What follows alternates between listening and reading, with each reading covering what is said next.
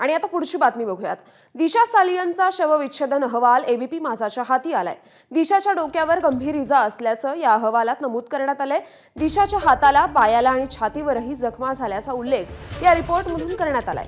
तर डोक्याला गंभीर दुखापत झाल्यानंच तिचा मृत्यू झाल्याचं अहवालात नमूद आहे। मात्र तिच्यावर कुठलाही लैंगिक अत्याचार झालेला नाही असं अहवालात स्पष्टपणे नमूद करण्यात आलंय। दिशाच्या मृत्यूच्या 3 दिवसांनंतर तिचं शवविच्छेदन झाल्याचं नमूद आहे। दरम्यान हा रिपोर्ट पूर्णपणे चुकीचा बनवण्यात आला, याची पुन्हा एकदा चौकशी करावी अशी मागणी दिशा सालियन प्रकरणातील वकील ॲडव्होकेट निलेश ओझा यांनी केली आहे। फॅब्रिकेटेड तुम्ही हे बनवणार पोस्टमॉर्टम, तर त्याच्यात तशाच सगळ्या खोट्या गोष्टी लिहिणार ना। आणि तो पोस्टमॉर्टम खोटा सिद्ध करणारे आमच्याकडे सगळे साऊंड प्रूफ्स आहेत।